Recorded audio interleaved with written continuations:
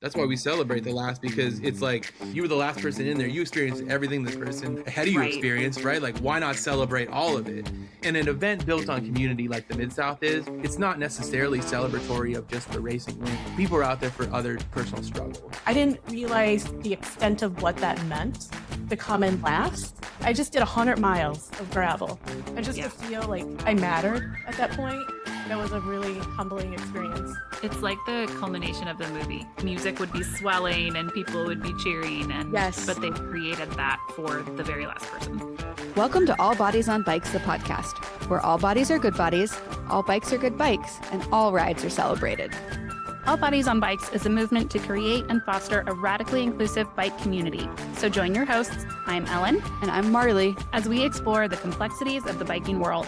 Help us break down barriers and create the world that we want to see. Come along for the ride. Hello, hello.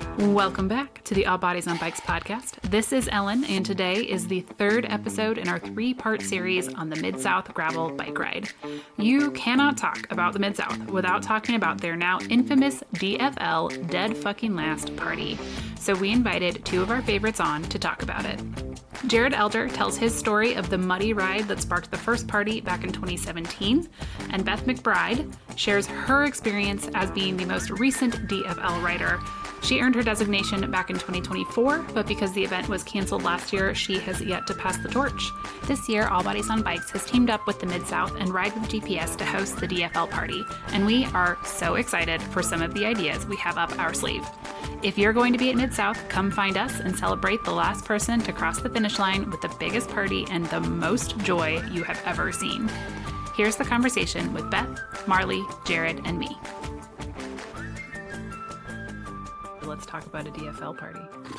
To be weird with it, I would not have had the mental capacity or ability to do any of what I've done in the last 8 years of my life without my first Mid-South experience. So go on. For whatever it is, you know? Let's dig into that. For sure. I mean, 2014, Jarrod had no self-esteem. And I met some folks, Kyle Kelly and John Watson and Sean Talkington at Interbike in Vegas. And that was the first little start of me accepting that I am valuable. And then a few years later, I met Bobby. We were at a dealer event for salsa, and we were climbing up to 8,000 feet.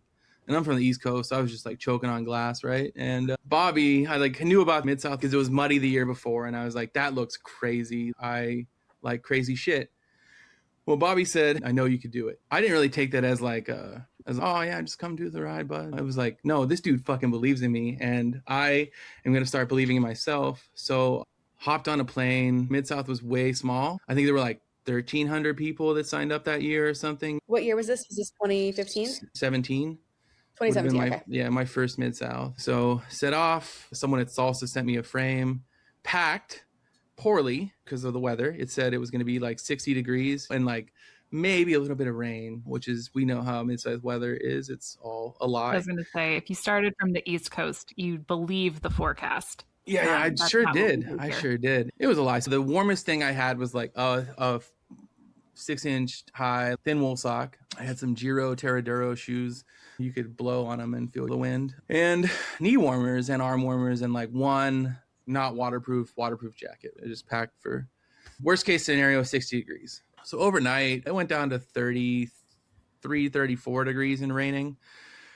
I just wore what I had. I had nothing else, right? And so get going. And I met a friend, Matt, goes by Cheese. We depart, and we're just joking about how we were going to be dead last because it was we were almost couched to it. I did a little bit of trainer rides, but Pennsylvania is super snowy back when we had snow. So I was I'm mentally prepared, right? Because I had someone tell me that I can do this damn thing that I didn't believe that I could do in most of my life. And I was just I'm finishing this thing. I don't really give a shit. The only thing that will keep me from finishing is a mechanical. Mile 13, my shoe blows apart. Full looks like a cartoon. You put eyeballs on it and it's talking to you. Thin socks and a blown shoe and 33 degrees and really, really rainy is not great. We're hiking up this hill because our bikes are clogged up. Traditional, they were giving out mud sticks that year. I broke mine on that first hill, just trying to get it unclogged. And I did not, you hear this story of this mud, and I don't think people necessarily like understand exactly how nuts it is.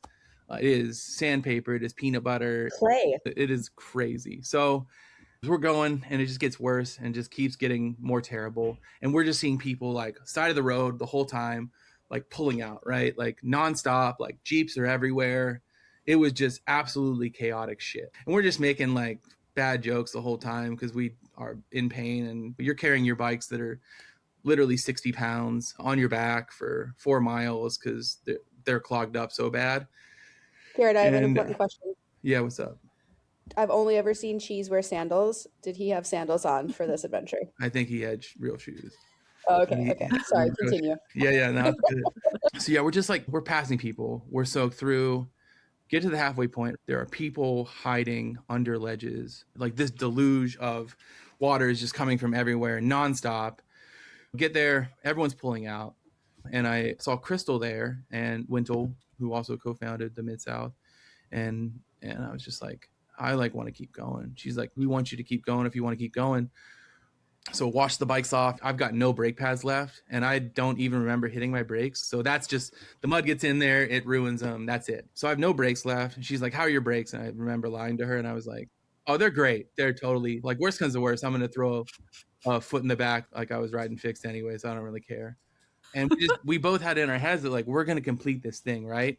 Later, we find out that the halfway point, I think like 350 people were waiting for rides from it. Oh my gosh. Crystal and Bobby told us later that we were the last 2 people that were allowed to leave the 50. So we were it, right? We are DFL for life.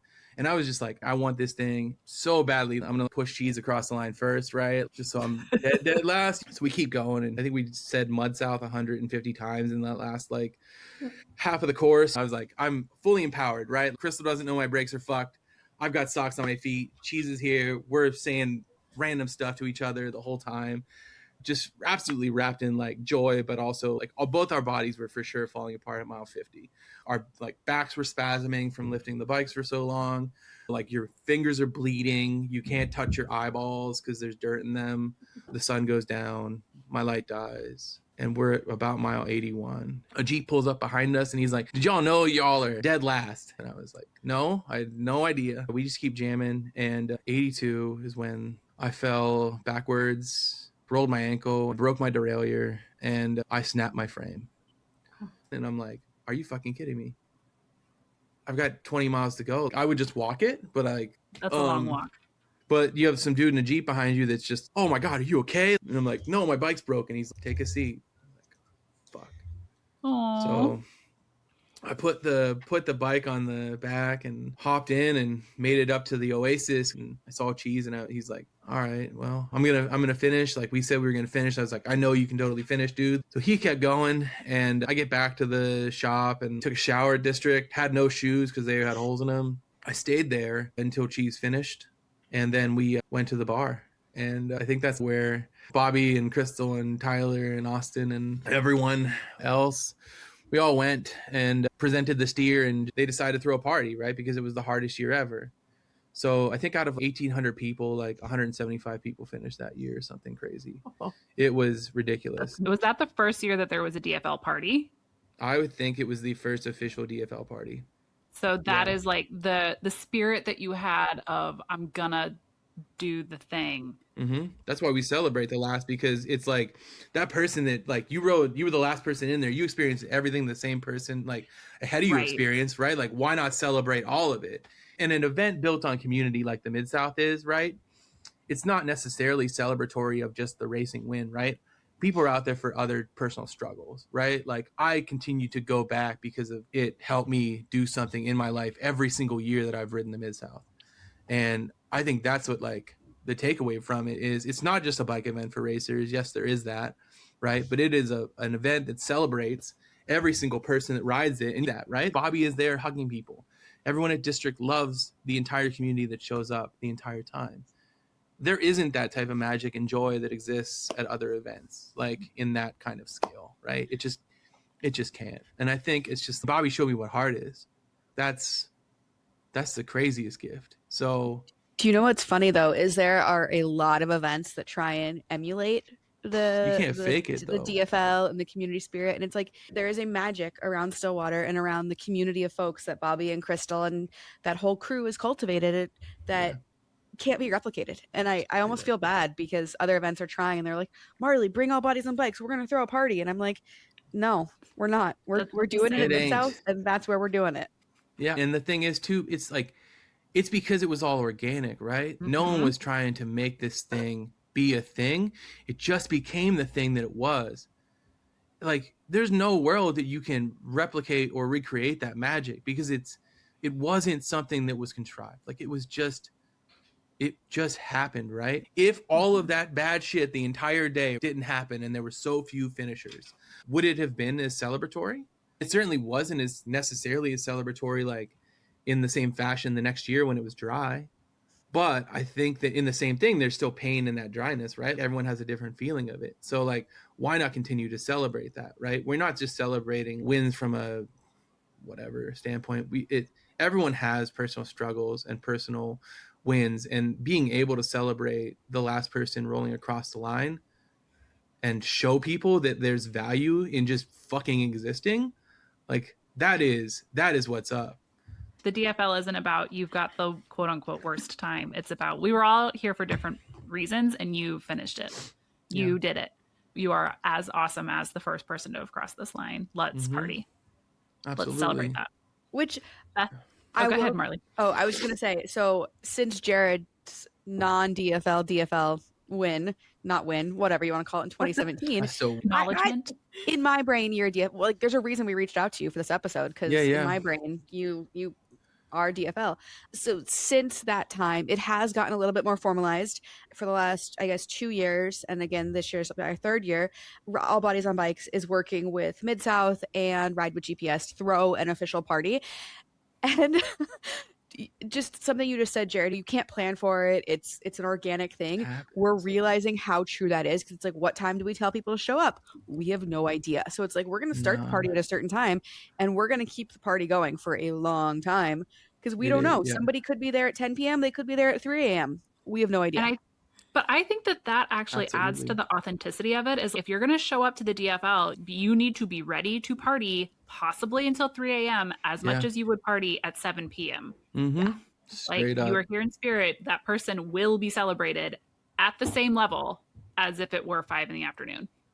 Yeah, everyone that crossed the line, there's always like a micro party, right? Yes. Like everyone's got like either the Bobby hug or your friends are there waiting for you. Like on several occasions, like that was it for me. There were like, I had folks that I consider family that are friends at the line that were there to watch it happen. And that is just as magical. But in the same breath, like seeing everyone knows what it felt like to be put in a place of discomfort and move through that discomfort into a place that allows us to finish that race. And that's what we're celebrating, right? Like we are celebrating our power inside of ourselves in crossing that line. And that's what it's always been. Beth, hop in here. What was it like for you? Yeah, so I think for Mid-South too, I went into it knowing that I wanted to finish it, right? And I knew it was going to be hard work. But in my heart, I'm like, this is a place that I want to do my first century ride. And just, I didn't know much about Mid-South, honestly, going into it. What I knew was what my ABOB teammates had told me about it, that it was just like this amazing event, this community event, this like very like loving gravel community. Up until that point, I had been riding. I was on the 2023 ABOB gravel team, but I had never been able to actually ride a century ride. And truly, that was my goal, was to be able to do a gravel century at some event. And I'm slow. I'm still slow, right? And it just was never like an option. And when I heard there truly is no cutoff time, I'm like, this is my time to do it. And I'm not going to be feeling like awful for being so incredibly slow. I'm just going to go and do it. So I think like even crossing that finish line, I knew there was going to be a party, right? I didn't realize the extent of what that meant to come in last. And I think I talked about this before. Like when we got into town, the Jeeps had lined up and they were like flashing their lights on and off at us. They were throwing firecrackers at us. There was people running down like the sidewalks as we came into town. You know, oh my gosh. It was like a really amazing experience to feel like I was worthy of that. I walked for sure, but I just did 100 miles of gravel. And just to feel like that I mattered at that point, that was a really humbling experience. It's funny because a lot of the photos from me, I'm just like ugly crying. I look so awful, but it was an overwhelming experience. And by far, I think that probably is my favorite experience ever, being on gravel. And it's something that I will carry forever, being there at that finish line. So yeah, I had a similar experience when I was DFL of it feels like a fever dream when I don't know about you, for you, Beth, but for me, when I realized I was DFL, I knew that there was going to be a party at the end.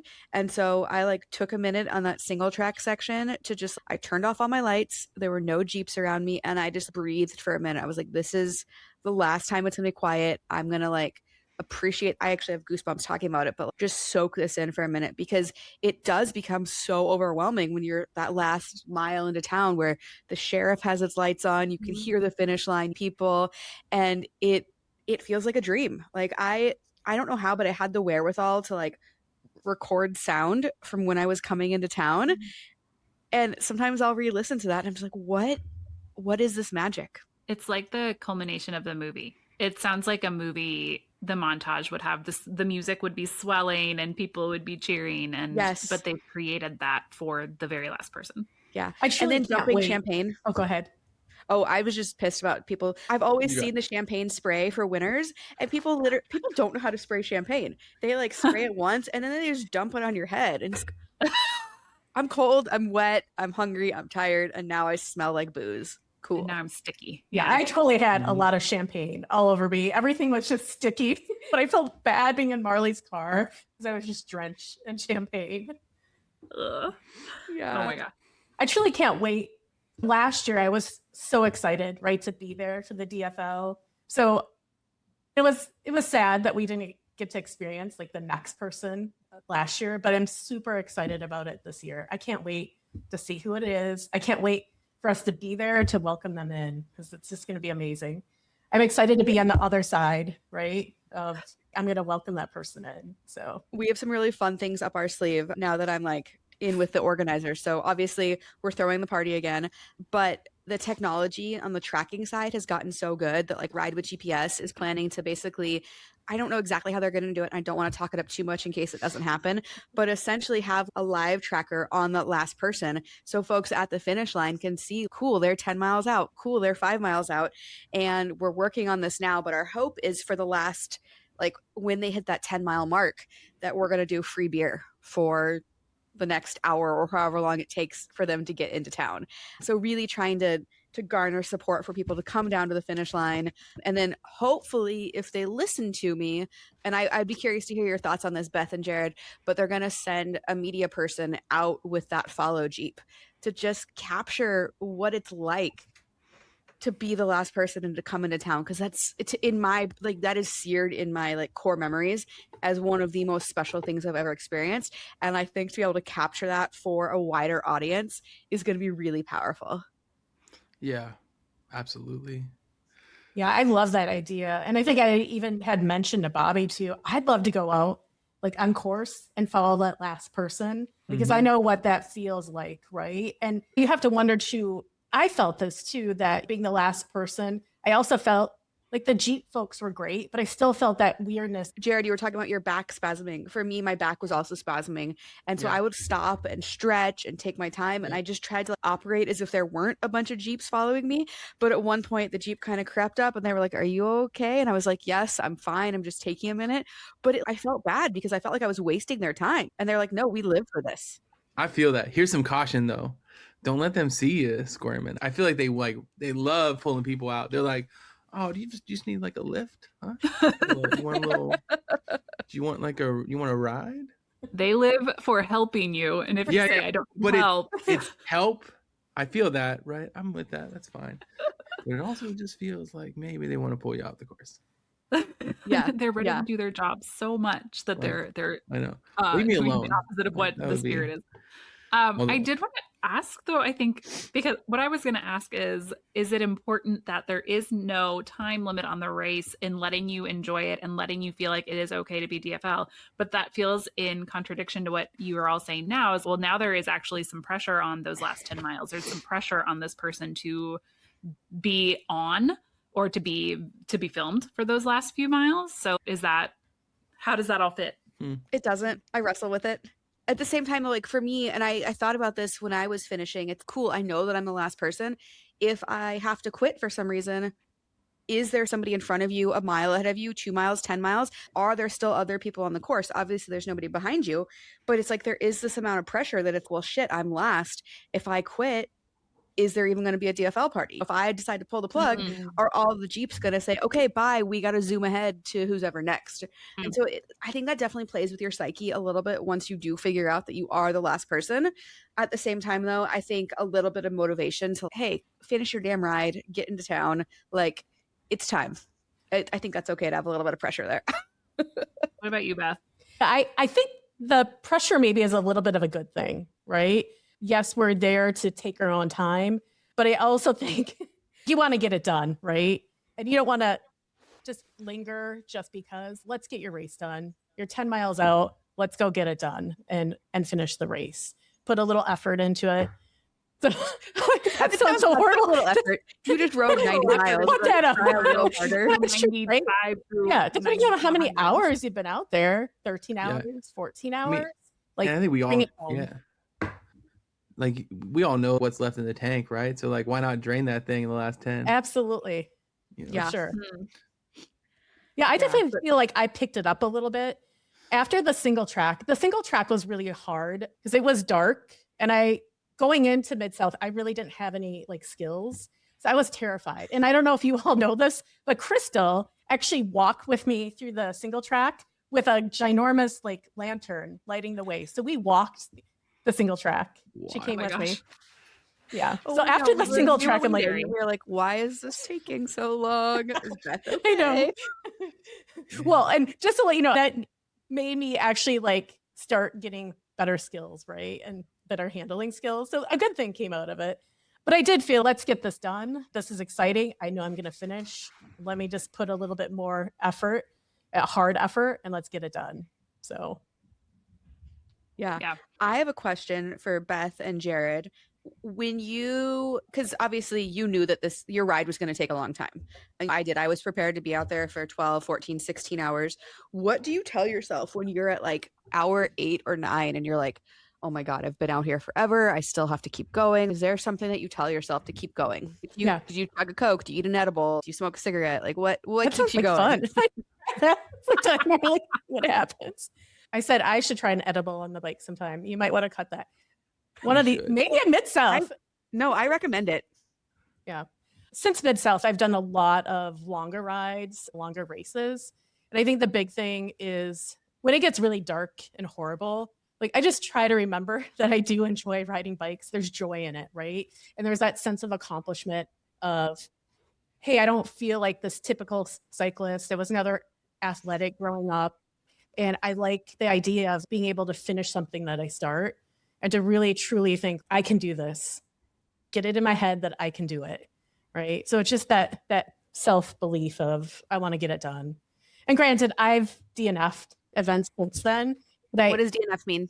I didn't finish a number of gravel events since that point, but it was really for legitimate reasons, right? I really worked hard of thinking, should I quit? Can I quit? If I quit, how am I going to feel about this the next day? And that's another way of looking at it. If you quit now, when you wake up tomorrow, how are you going to feel about your decision to quit, right? So I think that's really good advice. Yeah. What I kept telling myself was like, you're enough. You're enough. You're enough. You're worth it. But I think we all can kind of like think that on the ride. We are enough and we're of value, and like it is worth it to complete that and know that you can complete it, because I think that puts us all in a position to attack things in our life from a daily standpoint. Like we all know that we can do these things because we did this hard thing. And that's why I said like I have to go to Mid-South almost every year, because I need that reset to know that I can accomplish the things that I choose to accomplish in life. And I want to talk a bit about how that helps more riders choose Mid-South at all, because that's something that we talked about on a couple of previous episodes, is like not putting an end time on a race is what can help it be more inclusive. How does that influence why you choose Mid-South? Yeah, like Obviously, it's also just a vibe, but what does that do for opening the sport up to more people? I think it's a wonderful opportunity for folks like me and a lot of other people who can do it, but we're just slow, right, in the eyes of the cycling community. So I definitely, when I get a chance, when I meet new cyclists who are like, oh, we want to do a big event, we can't because we're so slow. I'm like, you really should look at Mid-South. And this is probably the best spot for you to go do your epic goal that you want to get done, right, on the bike. And you're going to be celebrated for it. And you're not going to be coming across the finish line where they're taking all the banners down and everybody's gone and all the food trucks are gone. This is the place to do it. It's going to be hard work, but you can definitely do it. And then you can be recognized for that hard work that you've done out in the bike. That's incredible. I wanted to add, you asked about what do you think about when you're out there and you're going into those deep, dark places? Something else I think about, and I've been thinking about it a lot more, is just the fact that I have that ability to be out on my bike. And it's hard work, but look what I can do. Like, I have that ability. We're never promised tomorrow, right? We're never promised our health. We could die the next day, right? And it sounds morbid, but I think that helps me like appreciate, look, I had resources to buy this bike. I had resources to come to this event. My body works. I'm healthy. Like, I want to be out here and enjoy the movement that comes from my body. So that's been a big piece of like my cycling since Mid-South, since I DFL'd, is just look at the opportunity that I have to be out here and to meet people, right? That's another part of being at Mid-South. I love everybody I've met. I have friends across the country now because of Mid-South. I am definitely not doing the 100 this year. Piggybacking on, I decided like, I just actually want to have a little more fun at Mid-South this year. That's awesome. So I'm like, 50 is fun, right? And I'm hoping that I can just chat more with people, and I'm not looking to go prove something, I think, this year. I just want to be involved in the community and ride my bike and stop and take photos if I can and meet new people and find the people that need a little encouragement on course. Do you have encouragement planned in your back pocket? What do you have ready for? Yeah, my biggest thing is I just like to talk to people, right? Like, where you're from? Is this your first event? I am not the person that's going to be like, you're looking great. Keep on climbing, doing good. Let's chat. If you can have a conversation, that's what I want to do. I want to know about you. As long as they're comfortable doing it, right? Some people won't want to be like carrying on a conversation on the bike, but everyone listening, prepare your life story for absolutely. When you're ready. So here, like, I've done the 100 a couple times and I've done the 50 once, and the 50 feeling versus the 100 feeling are way different in a lot of ways. But on the 50, I had a different vibe, and I'll touch a little bit on that. But so I was getting passed by skinny white dudes, right? And I say this is a non-skinny, very tall, but very white dude. They were just like, oh, you can like keep going, you can do this. And it wasn't from like a place of belief. I was so pissed off on the 50 miler. And I'm like, I've done this 7 fucking times, dude. Because I was just like getting these dudes and people just like coming at me with this, like looking at me, right? Like, I'm 6'3" and 340 pounds. So glad you're here. Look right? How great you're doing. By number 5, I was just like, oh, I know the pattern. I started doing it back. I was like, yeah, you could totally do this. It's not that hard. I've done the 100 miler 7 times or something. And man, you should see their fucking faces change whenever you throw that out at them. That was a different feeling. I think it's akin to how when you see someone with a flat, don't walk up and just start changing it for them, right? Like, don't assume that they don't have it handled. Talk to them, to Beth's point. Like, what's your story? What can I learn from you? Not sitting there saying, you don't look like me, and therefore I'm here to tell you all about it. There's a big shift in those mindsets. Take care of one another, but don't be splaining everything. Any final thoughts before we wrap? I am so excited for the DFL party, and I'm so excited to welcome in the last person, whomever that is this year and whatever time that is. Like I said, last year I was so excited for it too. So now my excitement is like twice as big. I can't wait to be there with Marley. Welcome in the newest DFL. So super stoked for it. It's going to be so fun. Fantastic.